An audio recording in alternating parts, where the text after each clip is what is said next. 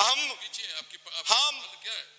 गुर्बत में 37% गुर्बत से नीचे, नेशनल पॉवर्टी लाइन में 21% नीचे।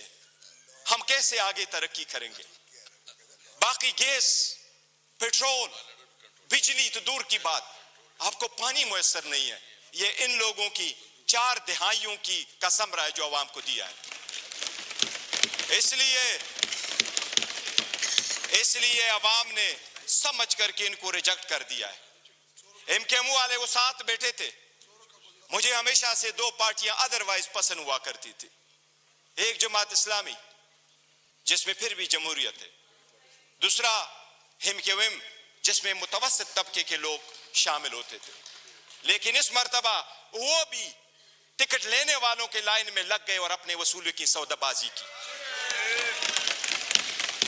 इनके 15 सीटें बैठ करके दिखाता हूं, 1 2 3 15 सीटें हमारी कराची में उन्होंने ली है, 2 सीट हैदराबाद में ली है। यही वो 15 सीटें जो उनको कहा क्या बेहतर होता अगर ये ओहदे के पीछे न जाते, असूल पे चढ़ते और ये छोड़ जाते, क्या फर्क पड़ता? इनके पास अब ये ना होता। जनाबी स्पीकर, अगर आगे चलना है तो कुछ बेसिक वसूल पूरे दुनिया में होते हैं।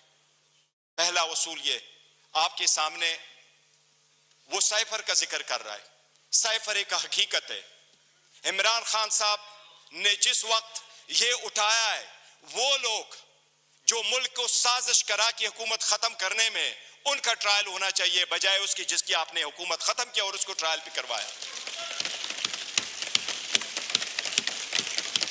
जनाब स्पीकर, कितने गौर से कहते हैं कि इलेक्शन फ्री, फेयर और ट्रांसपेरेंट होना चाहिए।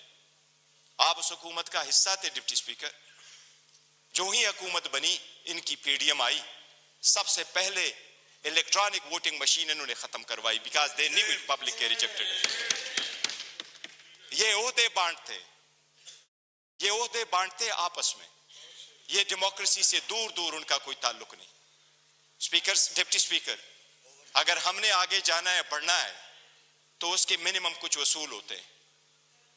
और मिनिमम वसूलों में यह कि एक वक्त में भगवत सत्ता, कल मायूसी जरूर हुई है कि यह तो हम मानते भी नहीं है कि यह प्राइम मिनिस्टर है,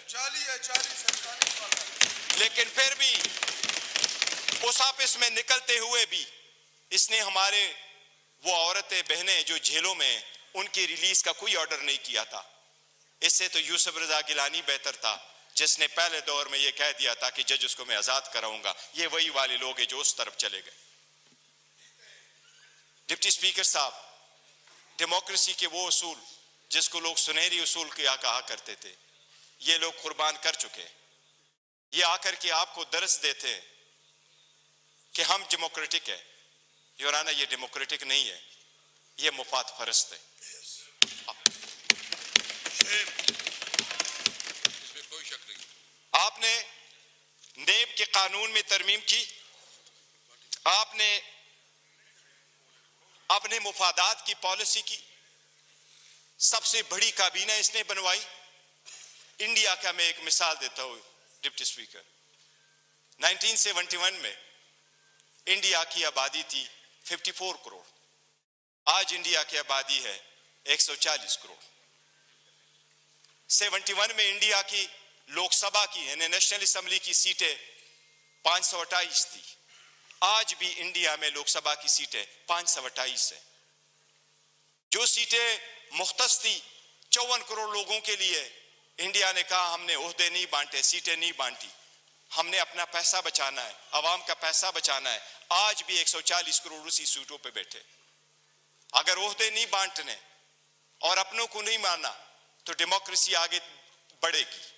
लेकिन अगर मुफादात की डिप्टी स्पीकर सियासत होगी तो हम आगे नहीं बढ़ सकेंगे।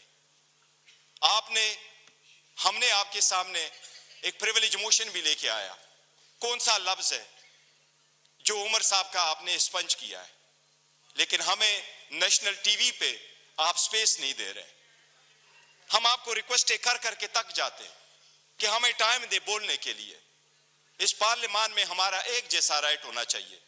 ये स्टेट तो हमारा है और हम अलल-ऐलान कहते हैं कि जब पाकिस्तान की दिफा और सालमियत का आएगा, हम हर किसी के साथ इकट्ठे खड़े होंगे, पाकिस्तान की दिफा में कोई आंच नहीं आने देंगे। जनाब डिप्टी स्पीकर, यह तो आईन में लिखा है कि कोई अदालत यह फैसला दे सकती है कि कोई सादिक और अमीन है या नहीं है, लेकिन आईन में यह कहीं भी नहीं लिखा, पाकिस्तान की किसी अदालत के पास यह इख्तियार नहीं है